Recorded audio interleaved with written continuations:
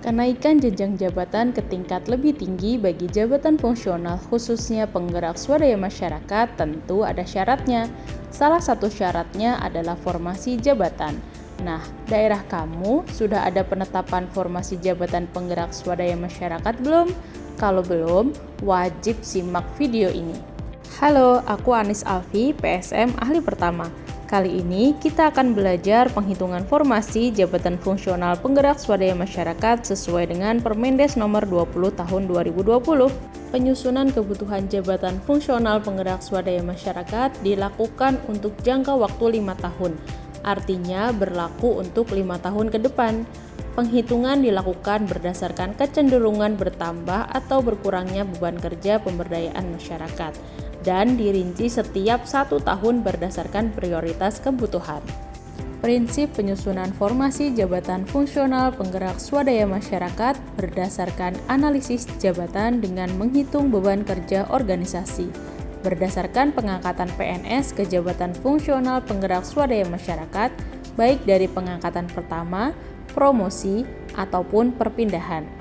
Penyusunan formasi dilakukan jika adanya pembentukan unit kerja baru, adanya kekosongan formasi, pindah atau alih fungsi, berhenti, pensiun, meninggal dunia, dan jika terjadi peningkatan volume beban kerja. Penghitungan dilakukan apabila terdapat kesesuaian tugas dan fungsi.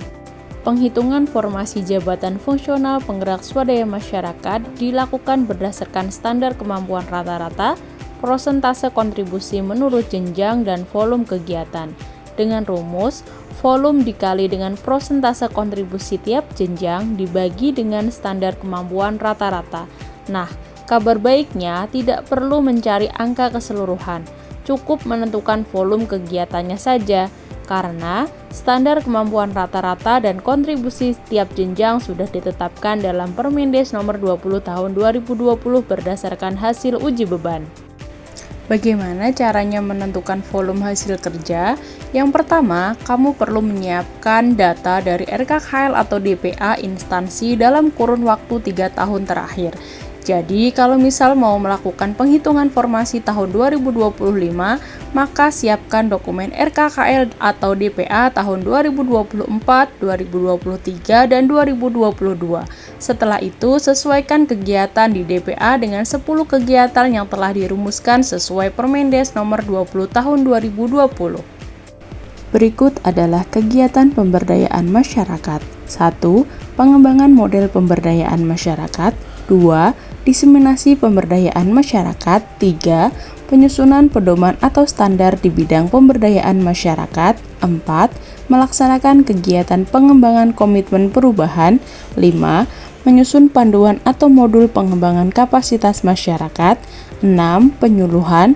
7. Pelatihan. 8. Pendampingan. 9. Melaksanakan analisis kebutuhan masyarakat atau TNA.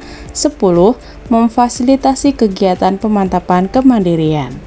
Nah, sekian penjelasan terkait bagaimana melakukan penghitungan formasi jabatan fungsional penggerak swadaya masyarakat. Mudah bukan? Bagi teman-teman yang belum memiliki penetapan formasi jabatan fungsional penggerak swadaya masyarakat, yuk segera usulkan dengan menghitung volume beban kerja sesuai dengan dokumen RKKL atau DPA masing-masing instansi. Semoga penjelasan singkat dari saya bermanfaat. Sampai jumpa di diskusi lainnya terkait jabatan fungsional penggerak swadaya masyarakat. Thank you.